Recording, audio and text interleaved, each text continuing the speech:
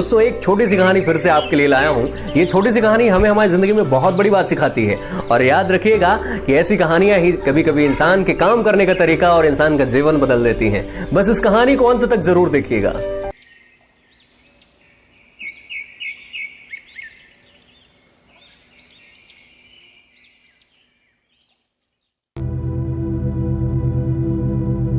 तो एक बार की बात है, तीन पक्के दोस्त थे और जब भी वो साथ में काम करते तीनों मिलजुल कर करते, जब भी कहीं जाते तो मिलजुल कर जाते और वो गांव में आराम से शांति के साथ मजे मजे के साथ रहते। और एक दिन की बात है जब वो तीनों आपस में टहलने के लिए निकले, वो तीनों जंगल की ओर निकल पड़े। अब जैसे ही वो जंगल की ओर निकल पड़े, जंगल काफी घना था और टहलते टहलते काफी अंदर तक जंगल के चले गए।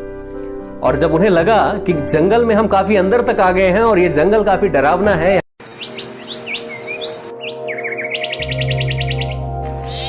यहाँ भयानक जीव जंतु जानवर भी रहते हैं, अब अच्छा यही होगा कि यहाँ से ज्यादा अंदर ना जाके उल्टे पांव अब अपने घर की ओर चलते हैं। और जैसे ही वो वहां से वापस लौटने लगे,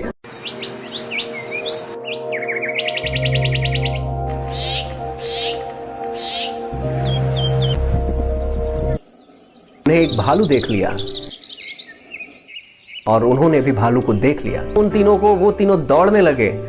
पहला दोस्त था वो दौड़कर उस पेड़ में चढ़ गया और दूसरा दोस्त था जिसे पेड़ में चढ़ना आता भी था, लेकिन उसे पता था कि ये जो तीसरा दोस्त हमारे साथ है इसके साथ कुछ भी गलत हो सकता है, क्योंकि ये पेड़ में चढ़ना नहीं जानता है। एक काम करना, जब तुम थक जाओ तो जमीन पर हम दोनों को लेट जाना है और जब भालू पास में आए तो अपनी सांसें को रोक लेना, क्योंकि मैंने सुना है कि जानवर जो होते हैं मरे हुए लोगों के शवों को नहीं छूते हैं और ना तो उनसे छेड़खानी करते हैं।